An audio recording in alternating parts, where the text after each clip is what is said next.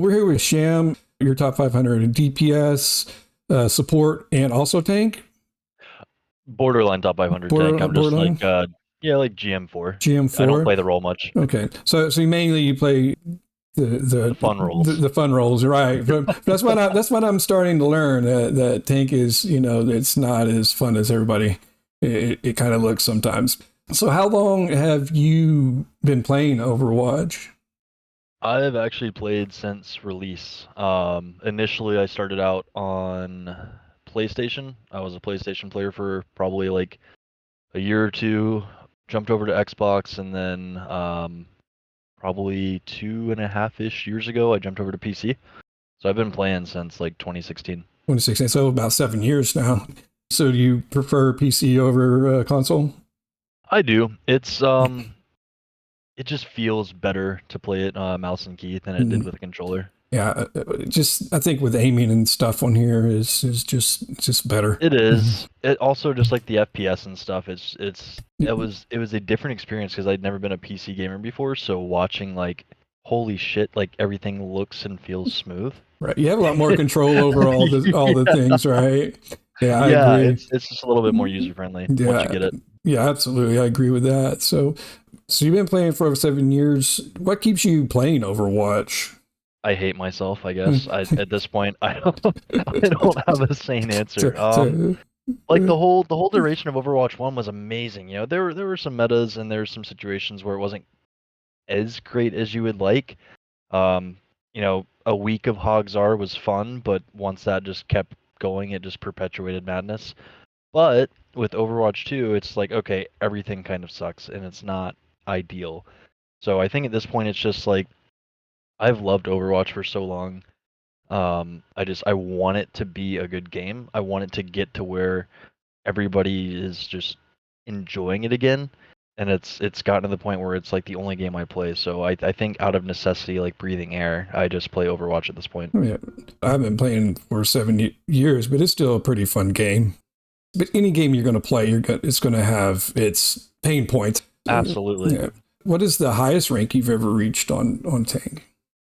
GM4. GM4. I just don't play it too often. Yeah. It's for the obvious that we'll get into. Right. So do you think that you could get higher on tank if you was to put more time and effort? Yeah, no, Yeah. absolutely. It's just like with the current state of things, it's pain and suffering to play the tank role. And all you have to do is go onto YouTube and look at any like flats, for example. Like I hate playing tank. Mm-hmm. I don't want to join in that experience when I Yeah. have the other roles. Hopefully they'll get it to where tank becomes more fun, and I don't know if that's going back to 6v6 or what. Yep. But it probably would because it seems that you're getting pigeonholed into playing certain tanks now because there's only one tank per team, and if the other tank counters, then you're going to have to play some other tank or vice. Yeah, and to give credit to Awkward because he's definitely where I've taken the idea from. I'm not a big fan of counterplay. Like if you play well, you play well, and there's no good counter to like good gameplay. But um, tank it is almost a necessity. Like for example, like I one trick Bastion into DPS, and I'm a top 500 player there. I can do that because it's DPS. With tank, that role is the least impactful unless you're throwing in the entire game of all three. So if you are not counterpicking, you are at an automatic disadvantage, and it just sucks. Like you can't. It makes it harder to get value out of your hero unless you are just constantly playing mystery heroes and swapping with the other tank. Right, and that's what I could see that. Where you would want to change, but if you do change, it's probably a guaranteed loss, and you play to win. So Damn near, yeah. yeah. So there are 11 tanks in Overwatch. Which ones do you play? I play everything except for Diva. Primarily, I spend most time on Zar, JQ, Orisa, Ball, Ryan when he's not completely in the dumpster. Which one's your favorite of those to play? I think I'm gonna go with Czar. Sorry. I've been playing her the longest, and I enjoy her the most. And she just got a nice little buff too. So, She did, so there may be more Zarya gameplay coming from me soon. We might actually break out a GM4. and you said you don't play Diva. Is there a reason? I just, I mean, so her utility is similar to Zarya. She's obviously got more dive component to her kit. But they do, in essence, at least in Overwatch 1, they did similar things. I know that Zarya's kind of changed up to be a little bit different with her being able to bubble herself twice in Overwatch 2, but I quite frankly never put the time on Diva. I think I collectively have like maybe an hour to an hour and a half total gameplay on Diva in the past 7 years. Yeah. So I've not. Yeah, that's No understandable. reason. Yeah, I mean, but some of them are just more fun or just not to your play style. The dive tanks, I just can't do it. Yeah. No, I mean it's the same thing. Mhm. Diva, Genji, Mercy. They're like the three that I just do not play. I Yeah. don't really have a reason. I just never picked them up. So each class of hero has a role to play in a match. What is the role of a tank? So with tank, it's all about the ebb and flow. You are creating space. You're making sure that your team has room to work with. You are trying to push and take space. You are denying space. You are essentially controlling the flow of the game just by your existence. Basically, a tank's going to control the flow, whether they're moving forward or backwards. Yeah. So like, take for example, Eichenwald. Say that you're a tank first point defense Eichenwald.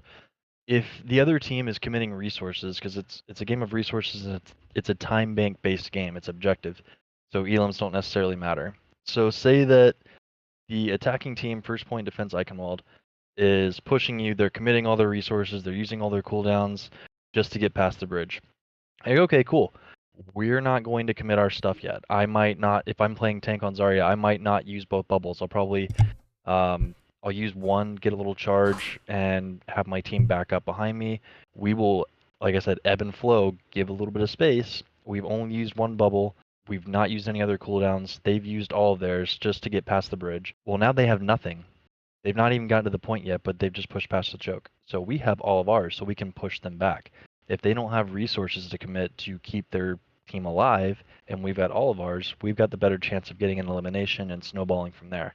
So it really is just about like, when do we commit, when do we decommit, um, understanding, cooldowns, ultimates, tracking all that things. I know that sometimes when we get into scrims and stuff and people want to, oh, the support should do this, the DPS should do that. Like, dude, no. Like, honestly, at high level gameplay, everybody, like tank, DPS, supports, were all responsible for tracking things. You may see something that I didn't see. I may see something you didn't see. You got a whole team fight going on. You might not have seen the caster as nade, but I did. So it's just a matter of understanding what resources are committed and understanding, can I win this engagement or do I need to give up space? Or hey, they just burnt their resources and they moved zero progress. They're not decommitting. We can go ahead and walk in on them and just take them. Overwatch is a complex game with all the Yes. different comps and different skills and abilities with each one. What skills are necessary to be a good tank? Patience. Patience. Yeah, definitely patience. Mechanical ability always helps, but it's not the end all be all, especially on the tank role. Honestly, just like being patient, being intelligent, and having good game sense. I mean, you can absolutely climb with next to no mechanical ability and hit masters easily on any role, especially tank, just by understanding how the game plays. Like I said, it's walking through situations and understanding, like, am I safe here? Can I do this? Am I going to get punished for doing this? Do I have the resources from my own abilities, or does my team have resources and cooldowns to keep me alive doing what I'm doing? Like, if I play Zarya and I just use both my bubbles on myself and I just walk into their team, I'm gonna die. It's understanding that, all right, opening fight, I'm probably using both bubbles, but at a safe distance. Maybe one hard engage or poke at them enough, commit enough that they're shooting at you, so you can get charged 30, 40 maybe. Um, Play your health bar for a second, and then as you're decommitting, you still have that second bubble. So you kind of play your health bar for a second, give yourself time to let the cooldown timer count down a little bit, and then you're using your second bubble, and then when that's done, you're only like a second or two off your bubble coming back up off cooldown again. So you're understanding that you don't like you're always playing around your cooldowns essentially. So it is a mental thing more so than a mechanical thing. Like they use this cooldown, I should not walk in. Like if Arisa's fortified and she's got a double support pocket, doesn't matter if you're Zarya, back the fuck up. So basically, game knowledge, ability usage, and timing. Yeah, I think the umbrella term of game knowledge is probably just the best one. It yeah, really is just it all falls under that. yeah, and some communication within there. You would think would be important as well. It's nice to have. I don't. How do you say this? I mean, awkward says it a little bit more bluntly than I do, but you don't have to have Yeah. comms to win the game. Some games you're just gonna win. Sometimes like you're just gonna lose. Doesn't matter if you comm or not. Comms are certainly helpful. Like if I go into a lobby, I can, usually win the game without talking. But like, hey, um, they have this ult, or they're probably going to commit this way and use these abilities. Like they might TP this direction. Like, okay, cool. I'll be on the lookout for it. Because they might not be thinking of that. So comms are certainly helpful. There's a benefit to them. They're not Helpful, a necessity. helpful, but not necessity. Yeah, it makes sense. Yeah. Each tank has their unique abilities, which changes up the play style. Which tank do you think takes the most skill to play? Ooh, so you could take that different directions. You mean like which one is the hardest to play, or which one has like a highest skill Yeah. ceiling, or Whichever way you want to take the question. I think either one of those is a very good way to answer it. I Whether poorly worded that actually. I mean like which one's the most difficult in the current meta? Sorry. Yeah. So we'll do both. Why not? yeah. So mechanically, I think that probably Ball and Doom are the hardest tanks.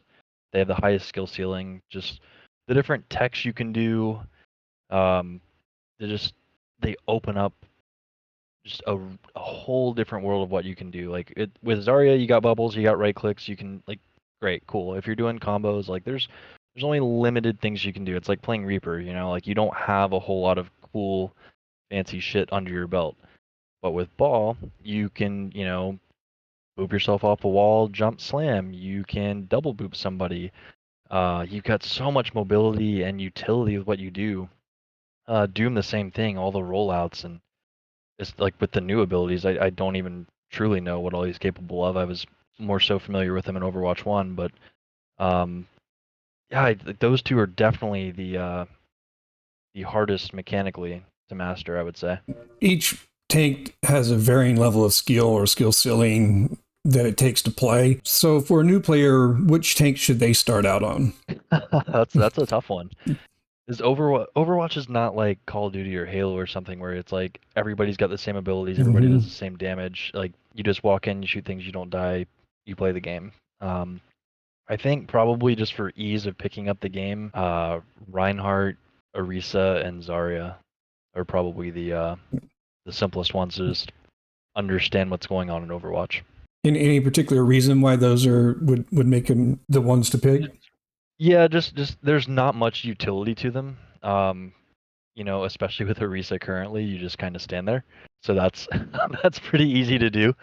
There's not a whole lot to really think about in generic terms. Like Arisa's got her 3 cooldowns, her jab spin, throw, and fortify, and she shoots. It's pretty straightforward. So, there's no mobility. You don't have like a movement utility or ability that you have to concern yourself with learning and understanding any sort of tech like with Ball. Zarya is very straightforward. You've got primary, secondary fire, and 2 bubbles. You either bubble yourself or you bubble a teammate. And then Ryan is, you swing a hammer, you throw a fire strike, and you shield and you charge. So they don't have like a whole lot. Whereas like the more mobility heroes like Winston, Diva, Doom, Ball, like all of them, it's like okay, well, if I just roll in, or if I jump in, or if I thrusters in, and I don't have any resources, like I'm just dead, and it's not a very fun experience. Whereas Rhine, even if you just shield bot, or Orisa, if you just stand there and fortify, jab spin, just use all your abilities, standing out in the open, you still live, and your team can keep you alive, and you feel like you're doing something. So you can still contribute and get value on a much significantly smaller level. Well, so I guess to say like yeah, the short answer is they have a higher skill floor. So it's like Moira, like you get value easier with them than you do with the more mechanically inclined mobility heroes. Okay, that makes sense. Any matches you're playing, mistakes happen that impact the outcome of a match or a team fight. What are some common mistakes that tanks make? Oh man, how long you got? Uh, The short answer is just overextending. Um, they get a little bit too aggressive, which if you're going to go for aggressive or non-aggressive, I would rather you be aggressive and dial it back. Um, so just kind of inting and feeding into the team, burning your resources unnecessarily, like using cooldowns when you don't need to, or using them at the wrong time. Not positioning yourself well is a very big one. And then the most fundamental to me is just like not understanding the ebb and flow. Like I talked about on Eichenwald, if you're being pressured back and you're not committing resources, then you have to understand you have to back up. You can't just stand at a choke because it's a choke. You have to be willing to give up space just as you're willing to take space. do you think like the giving up space thing is sometimes causes tanks problem because they're always wanting to take space? I do. Yeah, because I think it turns into unintentional feeding. So if you have a team that commits cooldowns to moving past a choke and you in your team don't commit cooldowns, you must you have to decommit. You have to give up that space, which is fine. As long as they're not taking the objective entirely, totally okay. You can even give up a tick on the point if you have to. Reset, go in, use your cooldowns, and then take a space when you have the resource advantage. But if you just stand there and you let them walk on you, it's like think of it like a Venn diagram before the two bubbles come together, right? Mm-hmm. So your team is one circle, the other team's the other circle. When that circle on the other team starts coming towards you, you have to get away. Like you don't want to be touched by the other circle. But then you want to go on the oppressive or on the aggressive, on the attack when you do have the resources. So you have to stay away from that bubble or it's just going to swallow you up like Pac-Man. I like that reference. Well, a little older. I actually played Pac-Man when it came out. That's how old I am. We'll just leave it at that. I've been bested. Yes, you have. Okay, so um, now that there's only one tank, the mistakes of a tank, I think, glare out more than the other roles. You see tanks get flamed a lot, especially in lower elos. I'm sure it happens in higher elos as well. But how should tanks handle being flamed? Shrug it off. You could honestly like so. For example, I was playing on I think Sizzle's told you the Chunky Watch account that I have is Mm-hmm. a little lower elo than I am actually at rank wise, and I played a game recently where it was like I think gold 5, so significantly out of the top 500 echelon I'm used to, and was just like playing out of my mind. But my team was like feeding their brains out. They had no idea what was going on. It was not I mean, like there's quite literally even at my level, like not much I could do differently to change the outcome of that game, and I was being flamed. Oh, it's Like, a yeah, so I was like, you know what? Like, there's sometimes you just like even if you are the one playing well, your team might not understand and they're going to flame you for doing what you're doing. So as tank, like, yeah, you get a bit more of a spotlight because you are now the only one and you have such a rough job because there's no longer two tanks. You don't have, like a main tank and an off tank, so you don't have somebody that is maintaining space while the other can peel for your backline. Or like take an off angle and go aggressive. Like you are the space creator. You are the one that can peel. Like if you don't do all things at all times and do them perfectly, somebody's gonna be pissed off. So it's one of those things that you just kind of have to shrug off and understand. Like, all right, I either played that poorly or I played that as well as I could, and my team just doesn't. They're not playing as well as I need them to. Um, it just is what it is. So if it's GG's, it's GG's. If it's GR, if it's just like, hey, we lost that team fight, here's what we can maybe do differently, and they're willing to chat, then yeah, talk it out. But if somebody's just gonna like hardcore, fuck you, go pound sand, then all right, man, good luck on your next ones. Yep. See you later. Yeah, there's really Yeah, not much you can do about right. Yeah, I agree with that. So playing any class of hero takes a certain mentality. What mentality does it take to play tank? that. Thick skin. Thick skin. Yeah, I mean, oh god. I mean, it really is. You just have to be patient and be capable of persevering, because it is not a fun role to play right now. It's just not. So you have to be a little sadomasochistic to to endure that kind of pain and suffering. I get that because I know I try to play tank and it's I have played like maybe one or two matches in comp and I'm like no Yeah, I I'm out. don't I'm out It's been and fun, but it yeah. hasn't. There's 11 tanks. How many should a person learn? Ideally, as many as they can.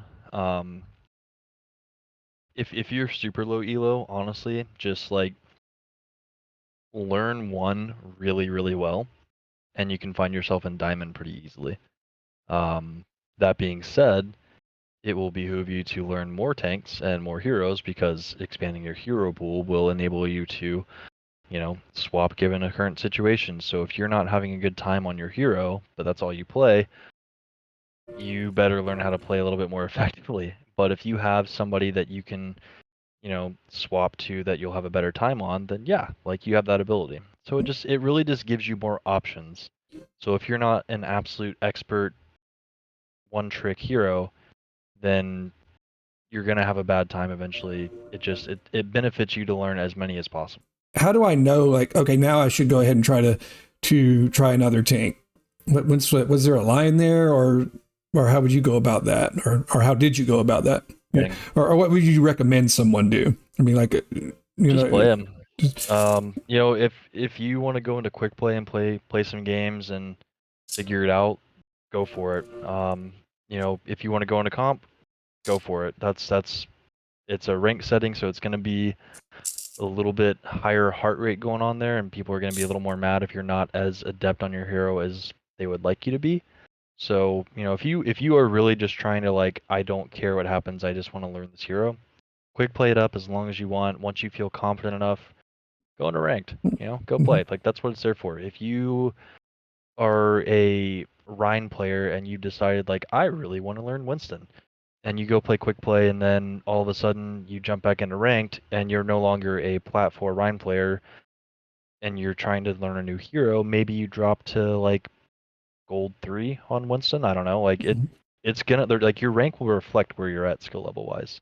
So yeah. you might lose some games, but it really is just all about like feel. Like if you want to learn a hero like right now, if you've mastered one tank and you want to go to the next one, or if you've not mastered it, or if you just like, hey, ball looks like a really good time, I want to learn that. Like just have at it.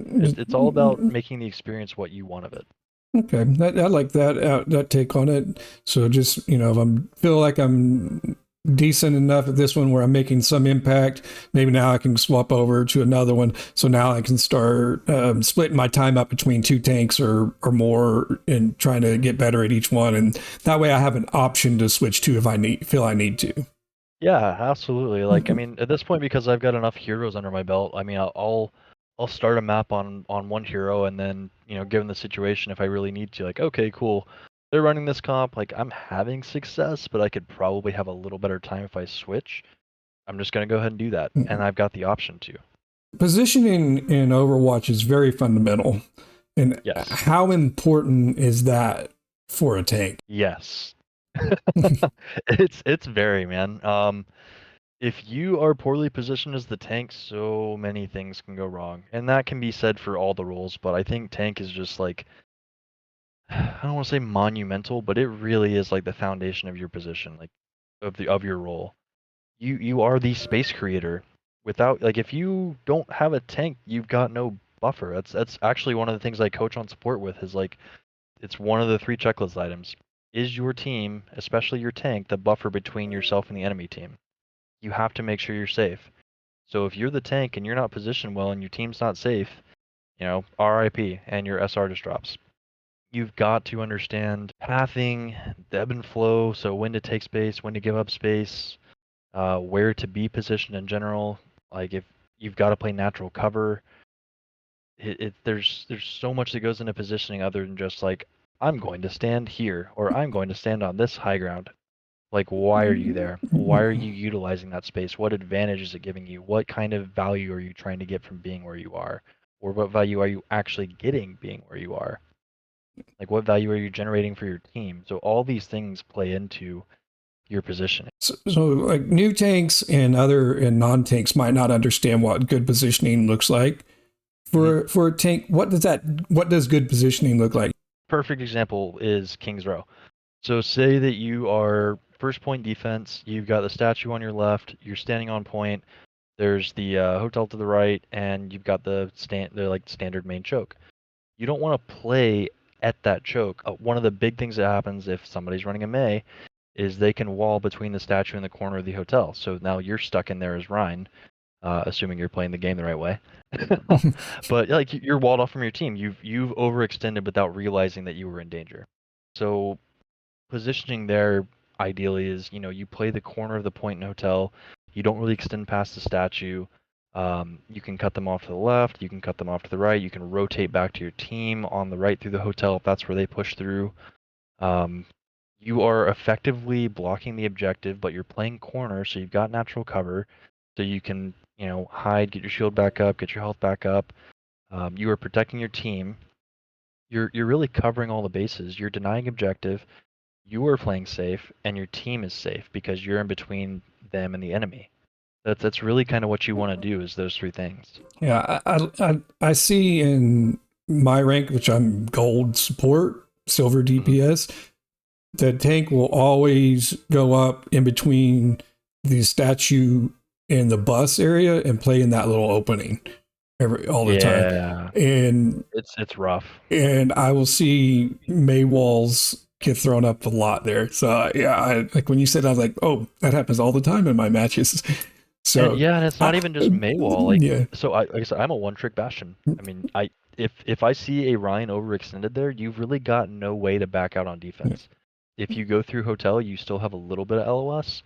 But if you're overextended past the statue and you're closer to the choke, like you've really got nowhere to run. So if I turret, you're probably dead, especially if we have a Zen, if I've got a Mercy Pocket, if we have any sort of other high burst damage. You are really just out there in the open, and without realizing it, even if you haven't passed the actual choke point those walls, but if you're just past that statue, that's a rough spot to be in because if, like I said, if a team commits resources and uses cooldowns and you can't back up fast enough, you are just going to die. tank's positioning really just, I need to be protecting myself, but also able to make space and not take damage, I guess, and not put my team in a bad spot as well. Yeah, so the way that I would word it is like, so your three things, like, am I protecting the objective and denying space? Giving up space obviously when needed, but am I protecting objective, denying space? Am I keeping myself safe and using natural cover? And then am I keeping my team safe? How does tanking positions differ from support and DPS? Ooh, it kind of depends too, because certain supports like Brig, you really want to be more in the fight. And I know that's going to trigger a lot of people because, oh, you should protect your other support. Like, no, wrong. Like, you have to keep your Inspire up. That's the whole point of your hero. Right. So it depends. But in general, if you're just going to lump everybody into a category, tank is the closest to the fight. DPS, next closest. And then support is obviously the furthest away. So if you say, like, you've got Rhine, Bastion, and Ana, your Rhine's going to be closer because they've got, like, that's how the hero gets value is by swinging, fire striking, shielding, denying space, being a large health pool hero that can soak up damage with a shield, with a health bar, and you have to, like, physically move him or eliminate him to take space. DPS,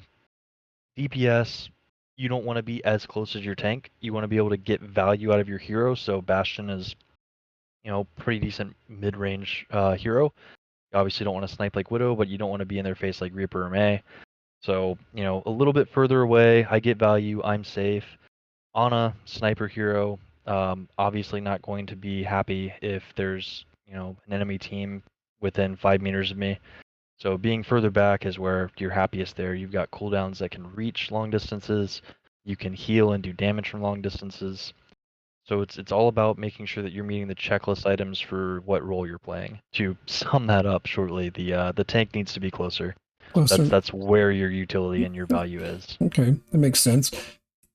Being the lone tank in the match can be pretty difficult.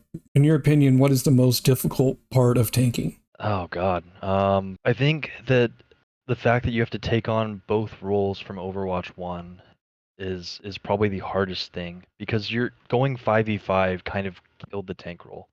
Because like I said, you used to have a main tank and an off tank, right? So if you're running Mhm. Ryan Zar on King's Row, you have the ability to stay up front as Ryan. Zar can help keep you alive. If, the other team decides to run dive comp, Zar can peel while the Ryan maintains space up front. So Zarya can go backline and, bubble a support if they get dove or a DPS, and go create pressure and presence back there and take space like a tank does in the backline. So you're able to do both things simultaneously, maintain a frontline presence and keep the rest of your team alive. But now the weight of that burden is shouldered squarely on one tank.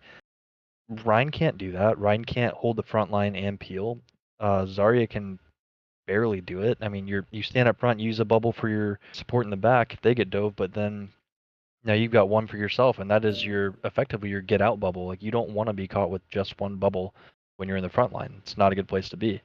So you're kind of stuck. Like which one is it at this point? Do I trade backlines and try and go kill theirs because there's no way I can, one, get there quick enough, or two, save them without dying myself.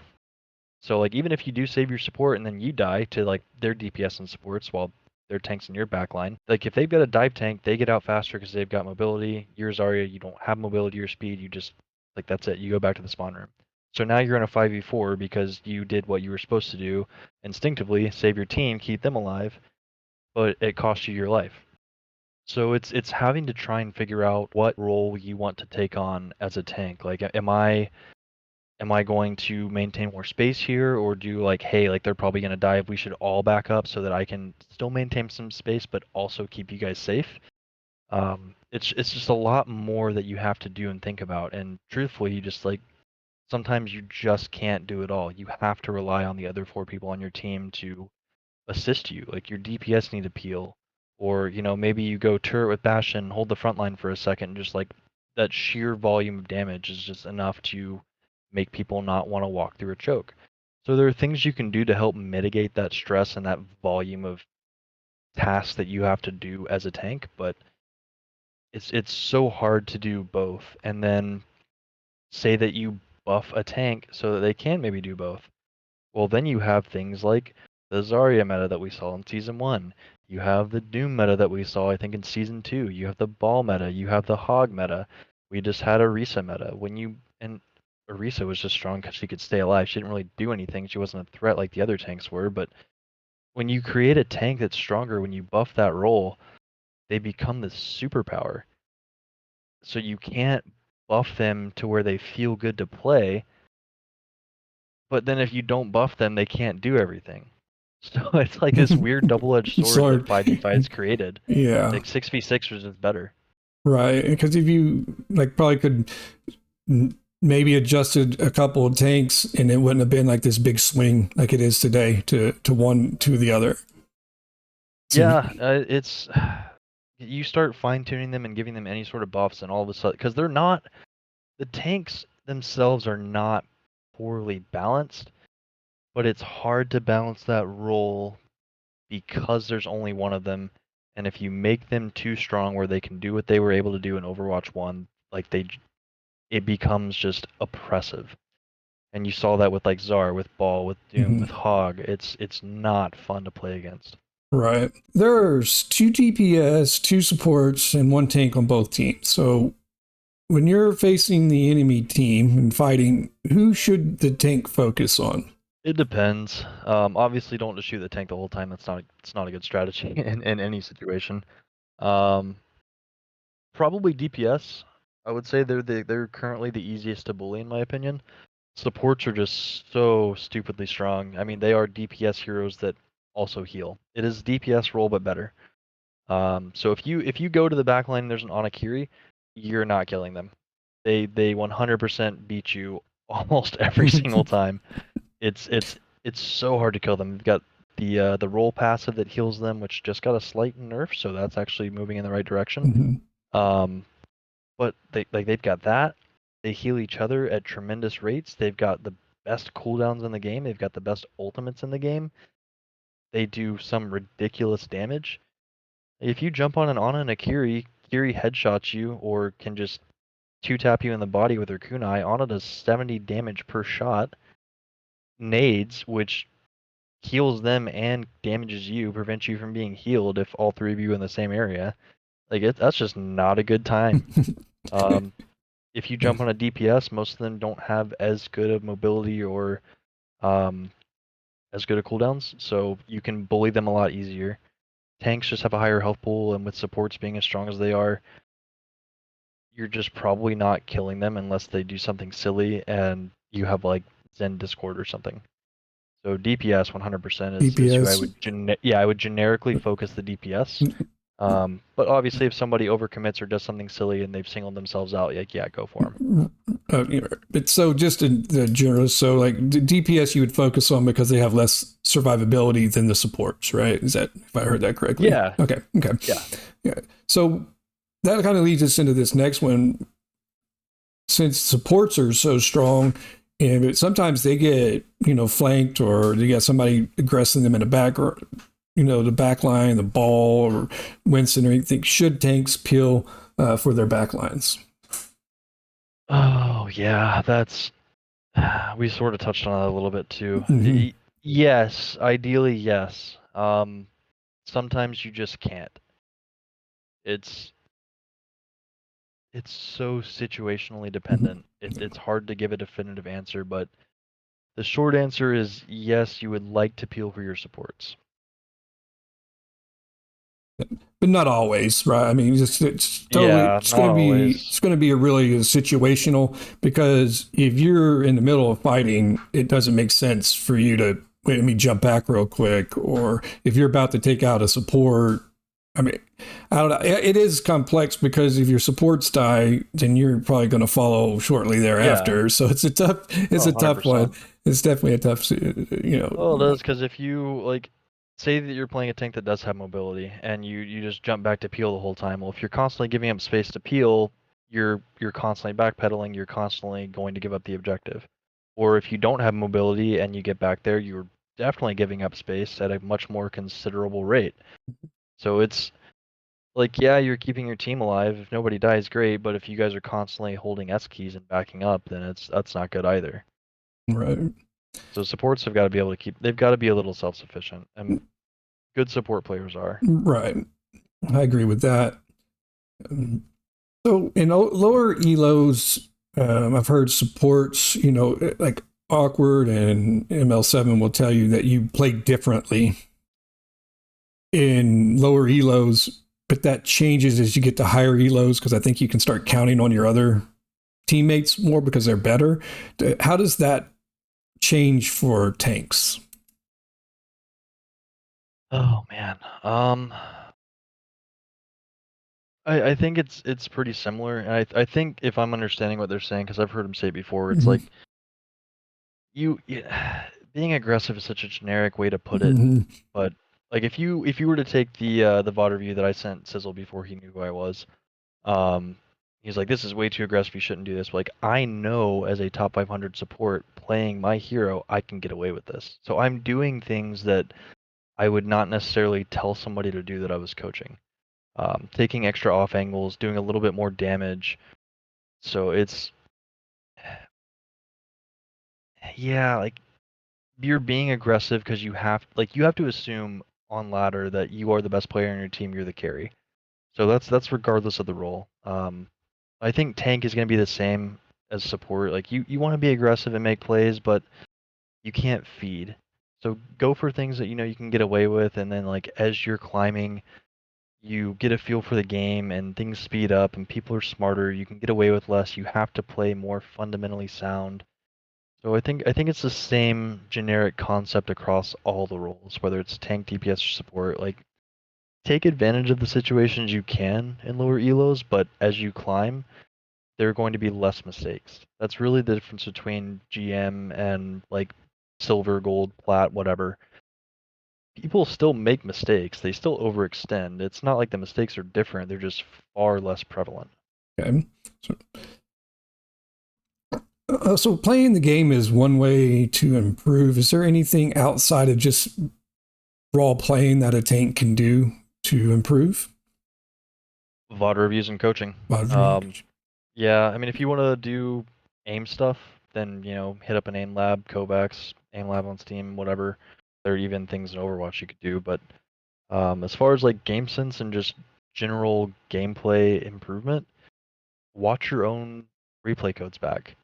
See if you can look at it from an unbiased lens. Say, what did I do here that caused me to die? Not, hey, my support should have healed me, or hey, my DPS should have shot this person with me. Like, yeah, of course, but what could I have done differently? How could I have played this? And then, find a higher level player. It doesn't matter. Like if you're in gold and you get like a diamond or masters tank to help you out, sure, like that's fine. They're obviously higher than you. They can help you get to at least where they are probably. Find the highest level player you can. Ideally, if you can find somebody who's GM or top 500, get them to look over your stuff and just break it down with you. But keep it simple. So that actually leads us into the next question, which is I was going to ask is how important is VOD reviewing? If you want to rank up, it's very important. Very important. So on coaching, you said you would recommend coaching. Who would you recommend to get coach? Like if I'm just a casual player, should I be getting coaching, or would you recommend that to people I'm serious, I'm going to get up to the top 500? That's my goal. I would recommend it to anybody that wants it. If you're just a casual player and you just want to have fun, but having fun to you is winning games, then yeah, man, get some coaching. Like maybe you have a better time, you win some more games, you climb a little bit. Like you should effectively fall into the 50-ish win percent rate when you get to an elo where you belong. Some days are 60, some days are 40. It just it ebbs and flows, but it doesn't matter if you are casual, if you're super hardcore trying to rank up, if you just want coaching, regardless of how often you play or how badly you want to rank up, go seek it out. A lot of people do it for free. Some people have services. It all just depends, but you can find somebody out there who will help you if you want it. Awesome. Um, so every hero class is expected to fulfill a role in games. What expectations should tanks have for supports and DPS? Oh man, that's do your damn jobs. Right. Yeah, and that's like from somebody who plays all three roles at a high level. It's frustrating when I'm on another role and I see somebody not doing something that I know they should be doing. So it's hard to say, but you know, DPS obviously need to be using their cooldowns effectively, the same as supports.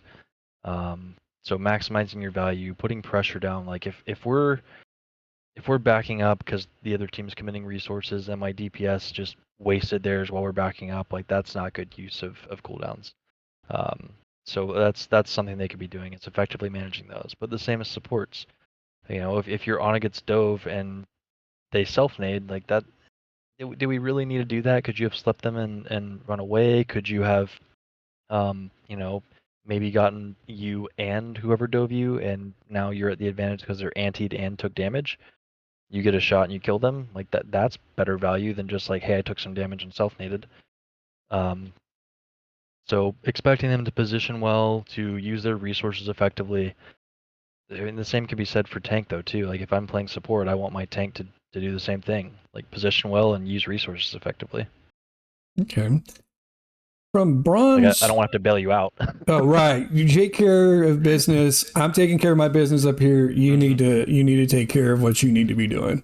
I like Exactly. that. So from bronze to top 500, we're going to get bad teammates. That's not something that goes away because you're getting a higher elo. How do you deal with bad teammates? The avoid list is not long enough. It's, That's only mostly serious. yeah, yeah. I'm only You just serious. yeah. Oh my God. Yeah, man. Like bad teammates skill wise or just bad attitudes. It's just you're gonna get them. There's fewer players in GM and top 500, so you run into the same people a lot more frequently. So you do tend to have a more consistent avoid list.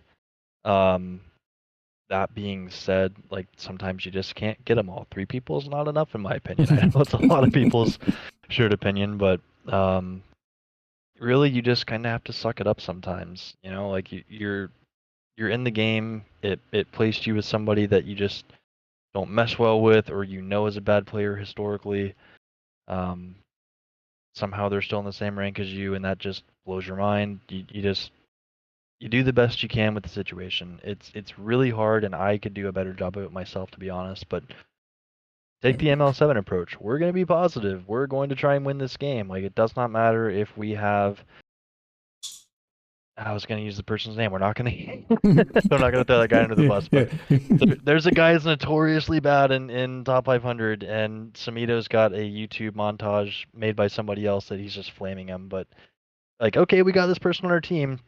We're not going to mention it. We're just going to try and win the game. That's really all you can do. If they play well, they play well. If they don't, they don't. If they, Yeah. rage, they rage. If they don't, they don't. You can only control what you can control, as cliche as it is. Right. I like that take, though. I mean, I think that's a good way to be about it. Like, okay, they're not good. We still got a game to go, and obviously we know they're not doing well, so I can't change them. So let's just keep going. I like that. Yeah. Mm-hmm. So there's a 50 win requirement, for new players or even new accounts, but to join ranked games. So, but for a new tank that just hit the 50 wins, do you think that's enough? Should they jump into rank after that, or should they stay back down in quick play for a while? It's all up to them. So there's no perfect answer to this because it's more complex than I think a lot of people realize. So your SR, like your actual visible rank, is one thing, and then you have your MMR, your hidden matchmaking ranking. So when you say that you are a brand new player, you do 50 quick play wins, you jump into ranked immediately, totally fine. You should be able to do that. You've earned that. Go for it. Have fun. Like that's what you're supposed to do. How else do you find out what rank you are? Well, when you're doing that, you are also now entering a new ranking system because quick play is different than competitive. So your MMR is fresh. So say that I think it starts everybody like goldish, hidden wise. So your MMR is gold. You jump in, you happen to go 5-0. Like maybe you are like an actual, we'll say like a gold 2 player because you're new. You're gold 2. You're about average. But you win 5 in a row. Well, MMR is super volatile early on because it's got Smurf protection as well. So the game is trying to figure out like, okay, where does this person belong in the rank? So you go 5-0, you jump up to like Plat 2. Well, you're already a whole rank and div above where you realistically should belong. Well, you're rolling. You win a couple more games, and now you're in high diamond or low masters because it's really trying to jump you up there. Like, oh, this person's winning games. Like and now you're in a masters or a diamond like lobby, and it's not even remotely close. Like you don't belong there. You're not having a good time. It's bad for you. It's bad for the people that are actually diamond and masters. They don't want it. And vice versa. Like say that you get like you get a lever on your team, you get some throwers. Like it does happen. You belong in the rank that you're in for a reason, but those games happen.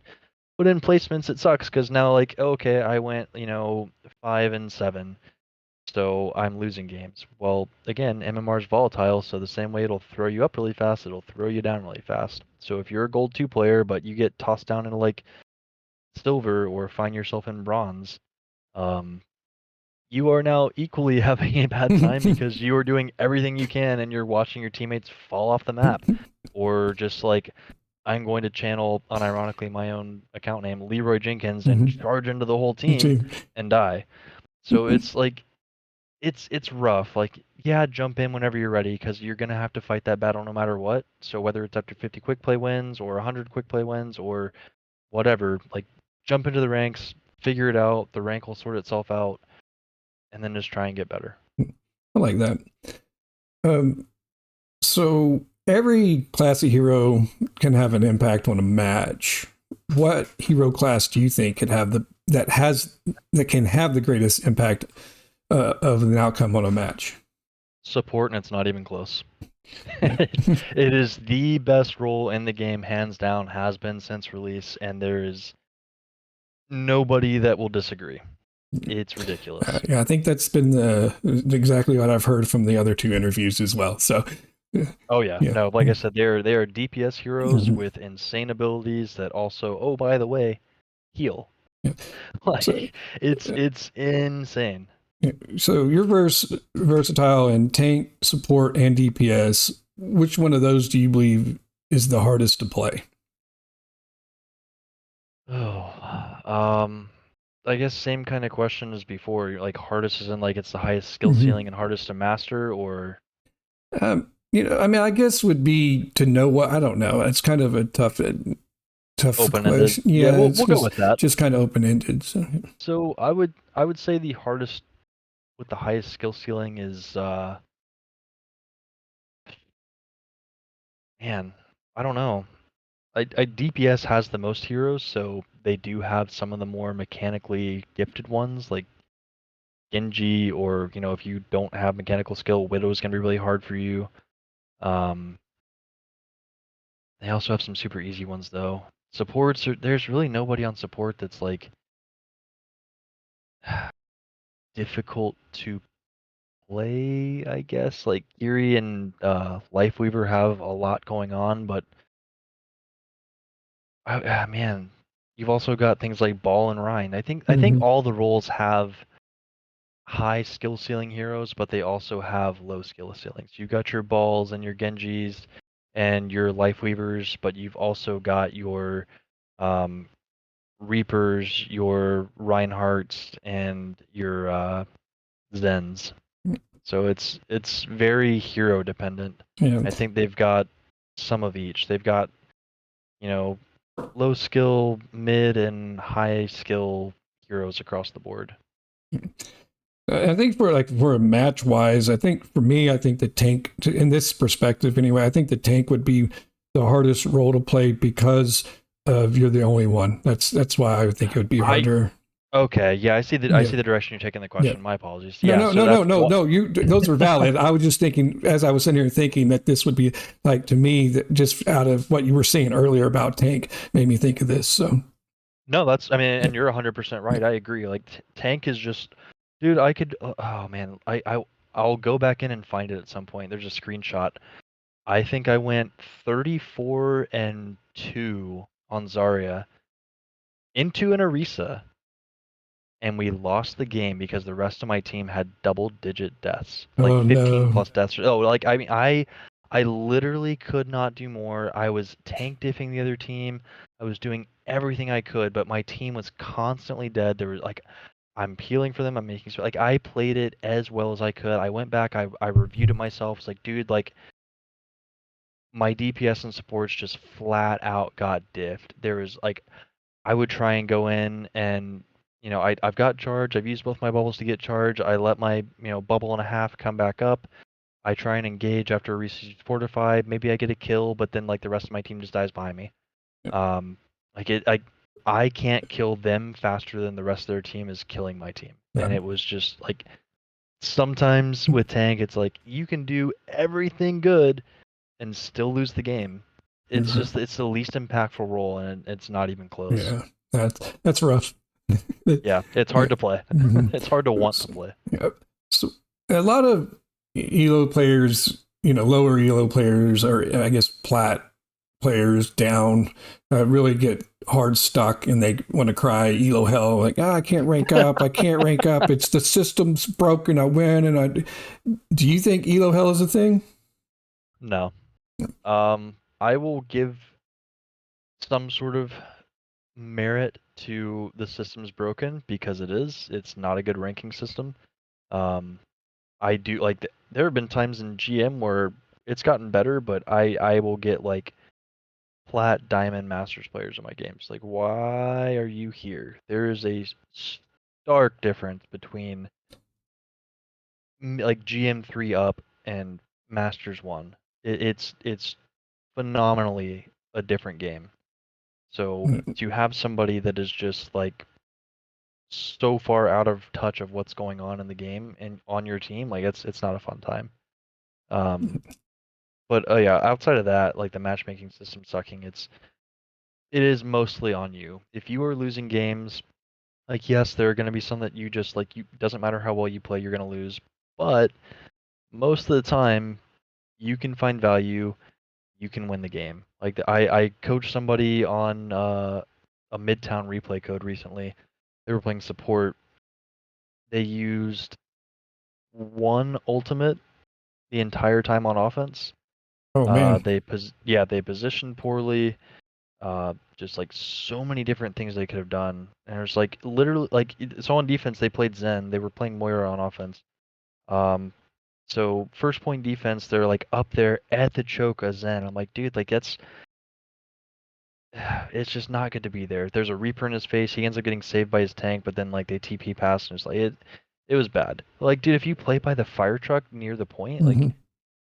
you're meeting all three checklist items. Like, can I get damage and offensive utility value here? Yeah. Yes. Um, am I playing at a safe distance? Like, am I in danger of dying? No, I'm good. Like, nobody's shooting at me. I don't have to reposition and rotate. And then 3, is my team, specifically the tank, the buffer between me and the enemy? Yes. So I'm good here. I can discord when the tank walks in. I can just constantly spam left clicks or volleys if I get hit and I'm hiding for a second, come back out, release right click. I am getting value here. And then they had a push, and it's like, dude, if you were just back where you were, you can continue to rotate safely. You don't die. You discord the tank that overextended. You've got 3 people surrounding him. They die. But instead, you get picked. You lose discord. You're 5v4 disadvantage. It snowballs. Like it is the whole thing. Like just by you positioning in a better spot, you live. You get value. Their tank dies. The team fight changes entirely. You eat more time off the clock. You win that fight Yeah. just by your positioning.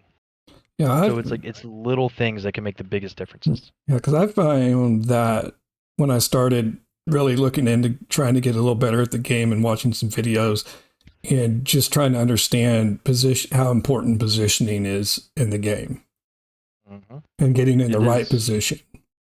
yeah, dude. It is.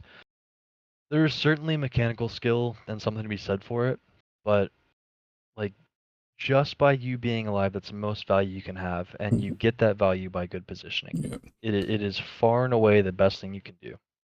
well said. So that wraps up the questions that I have. But do you have any other advice or knowledge that you would like to add?